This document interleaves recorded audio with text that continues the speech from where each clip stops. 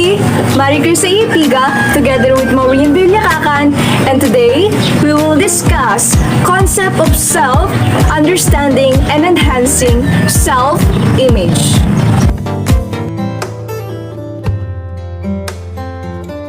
At the end of this video, you will able to define what is self-image. You will able to analyze one characteristics and abilities and explain how this could be used to enhance self-image. Identify the low or the negative aspects of self and determine how this can be improved.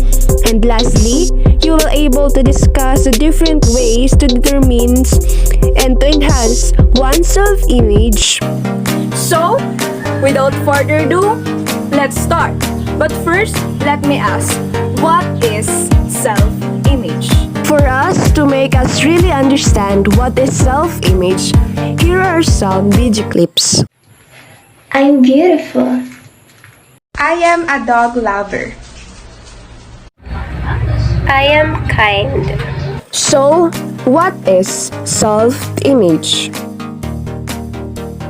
Self-image defined as the internal dictionary, and it is the personal view or mental pictures that we have in ourselves. Concepts related to the self. Carl Rogers, a psychologist, was the proponent of the self theory. The self theory. This theory is regarded as humanistic and is a move towards recognizing human potential for psychological growth. The self is made up of self-perception, abilities, and personal characteristics that organize and consistent with one another. Self-concept refers to how people see or describe themselves. It is the subjective perceptions of who people are and what they are like. Rogers 1953 contends that self-concept plays an important role in personality because it influences human behaviors, feelings, and thoughts. In 1953, Rogers says that the person I think I am or the person I wish to be. People with a positive self-concept tend to act, feel, and think constructively and optimistically. Overall, they think of themselves in a good light. On the other hand, people who have negative self-concept will behave, think, and act with pessimism. They do not believe in their ability to do things or carry out certain tasks. A positive or negative self-concept reflects a dominant or feeling of positivism or negativism in the self.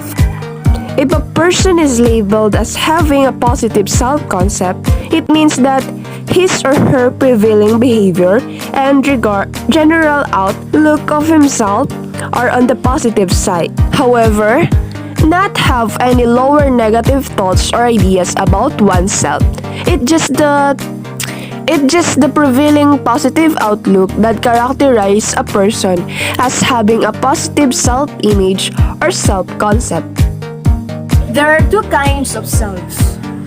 When we say real self, it is the image or pictures of selves, based experiences, and represents how he or she really or actually sees himself or herself. It is what one thinks he or she's characteristics and abilities. On the other hand, the ideal self is a self based on one's hopes and wishes. It reflects how one likes to see himself or herself to be. If you know your positive or high points as well as your negative or low points, make sure to maintain or sustain your strength. Likewise, strive to improve and change your weaknesses or negative points into positive. See to it that what you wish or desire to be will further develop your own personalities. Your abilities and positive aspects of your personality should be put to good use in helping improve the life of others and the community at large. Be sure that your dreams and desire to enhance your personalities and abilities are rooted in your purpose and contribute your desired purpose to help other people and will, in long run, to develop a good relationship. Discrepancy and self-concept. Rogers 1953 states that there is usually a contradiction or a discrepancy between the real self and the ideal self. These differences may result in discomfort and personality problems, which can be resolved by paying more attention to one's actual experiences at positive experiences, working more at positive experiences, and paying less attention and expectations of others. Let's just say, for example, John likes science. His grade is considered as the average, and many of his classmates in fact have higher grades than he has. However, he hopes and dreams scientific discoveries and becoming an eminent scientist in the future. To work out the discrepancy between John's actual and his dream to become a scientist, he has to work at positive experiences. It means that he has to put in more hours of studies, visit scientific facilities, or participate in activities, fairs, and exhibits. In that way, the differences between his actual performance in science and his desired performance becomes smaller. It is alright if the ideal self is slightly out of reach enough to stimulate to the person to improve himself or herself. However, if the ideal self is unrealistically difficult to reach, then it could lead to feelings of future. Positive regard is believed to be important for the health, development of one's self-concept and for successful interpersonal relationship. Positive regards include love, sympathy, warmth, acceptance, and respect which people crave from family, friends, and to other significant people. Conditional positive regards. This refers to a positive regards received as a result of acceptable behavior of living up to the expectations and standards of others. Like, for example, a teacher may reward a student for passing the test. Unconditional positive regards. This refers to the love and acceptance received by the person regardless of who or she or what he or she does. Like for instance, a parents may still love and respect their child even if the child flunks an exam. Self-esteem. Personality and social development refers to how a person's sense of self or self-identity, relationship with others, and skills necessary for social interactions evolve. Personal or self-identity explains how people describe themselves in terms of values, goals, traits, and perceptions unique to them. It is closely related to self-esteem or how much people value themselves and their worth as a person. Self-esteem refers to how we value ourselves or pagpapahalaga sa sarili. Personality and social development refers to how a person's sense of self or self-identity, relationship with others, and skills is necessary for social interactions. Why? If you surround yourself with different people, you need to be pleasant, talk with a decent manners, and show your skills of how the way you tell. You aren't allowed to disrespect your comrades. Thus, personality and social development helps and guide you to become a good person as it monitors your action towards other people. Personal or self-identity refers to how people describe themselves in terms of values, goals, traits, and perceptions unique to them. Like for example, you describe yourself as kind, smart, and pretty, or the things that refers to yourself. This is closely related to self-esteem of how much people value themselves and their worth as a person. Self-esteem is the level of importance attributed to oneself and one's abilities. One may put a high value or a low value in his or her worth as a person. In many ways, self-esteem relates to a person's attractiveness and social competence. It is likewise associated with important positive or negative outcomes. For example, a high self-esteem is correlated with healthy and social relationships. Being emotionally and socially adjusted, cheerfulness, and overall happiness. On the other hand, a low self-esteem is associated with negative outcomes like depression, anxiety, antisocial behavior, and poor personal adjustment. Self-esteem is a distinct form from, self-concept, as the latter refers to knowledge of oneself or the image of a person's views, perceptions, and descriptions of himself or herself in terms of certain characteristics. One should strive to develop high self-esteem because it determines his or her kind of personal and social relationships. Holding good feelings about oneself result in flexibility and adaptability to situations and people. On the other hand, a low self-esteem may lead to poor social relationships. Self-actualization. Humans possess an inner drive to grow, improve, and use their potential to the fullest. The final stage is completed growth is known as self-actualization or self-fulfillment. A major tenet in humanistic psychology, according to Abraham Maslow, 1943, a self-actualizing person has reached the highest level or peak of his or her personal development and has fully realized his or her potential as a human being. The self-fulfilled person is generally happy, generous with his or her time and effort to help others, and strives for the common good for his or her family, community, country, and even humanity.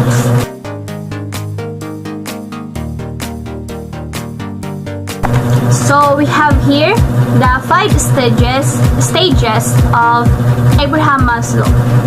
First is the psychological needs. Second is the love and belonging. Safety and security. Third is love and belonging. Fourth is self-esteem. And last is self-actualization. Maslow's hierarchy of needs in 1943. He formulated this to explain that individual actions are directed towards goal and attainment. So at the first level are the psychological needs for survival, comprised of foods, water, shelter, clothing, and sleep. Psychological needs refers to the primary needs of people. Second level is safety and security needs. This stage involves health and well-being, property, social stability, and protection for harm, among others. This is the secondary needs of people to ensure their state and condition. Third level is love and belongingness. Adults and adolescents who are starting to look for serious relationships are particularly concerned with satisfying the needs of this level. Mostly, in this stage, people will either choose love or career over love. The fourth stages is STEM needs. It contains items such as achievement, competency, approval, recognition, and respect from each other. This refers to your strengths, confidence, and self-beliefs. The fifth stage is the self-actualization. These include the level of morality, realization of the purpose in life, meaning, inner potential, and the like. This level aims for one's unique potential, and only few individuals reach this level. Maslow also classified those needs into two categories. Deficiency needs refers to psychological needs, deals with the sleep and food, and psychological that deals with safety, love, and esteem. Second one is growth needs, are those at a higher level. This refers to desire for the truth, beauty, and justice. Characteristic of self-actualized person. Letter A. They have reached a high level of moral development and are more concerned with the welfare of loved ones, friends, and humanity in general than themselves. They are usually committed of some work of task than working for fame or money. They focus as well on accomplishing their goals. Letter B. They are open, honest, and have the courage to act on their convictions if it makes them unpopular. Not particularly interested in fads, passions, or social customs, these people enjoy friends but are not dependent on their company or approval. They enjoy privacy, independence, and autonomy, and the feelings for close friends are intensely positive and caring. They prefer deep, loving relationship with only a few persons. Letter C. They have an accurate, concrete, and realistic rather than a romanticized view of people and life, and yet they are positive about life. And letter D, life is always challenging and fresh to self-actualizing individuals. They are natural and spontaneous in their actions and feelings. They likewise experiences moments of great joy and satisfaction. Using the term self-actualization rather than self-actualize means that attaining self-actualization is continuous and lifelong process of improvement, while only a few individuals reach this level. Everyone has self-actualizing tendency. It is important that at any level or stage in the hierarchy of needs, individuals strive to more towards self-actualization. As a student your age, you are expected to be at particular level in Maslow hierarchy of needs. Most probably you are still working to satisfy your psychological needs, and to some extent your need for love and belongings is emerging. Be sure to satisfy these needs only through socially acceptable ways. One key action to fully satisfy your needs at each stage and to achieve self-actualization is to study hard. In the process, you acquire a big stock of knowledge as well as developing the necessary life skills which will help you achieve your goals. While you have not yet reached the level of self-actualization at this point in your life, as it may take a lifetime to do so. You can already create a plan or target to attain self-actualization. As a result, you will be able to focus your works and efforts towards attaining self-actualization.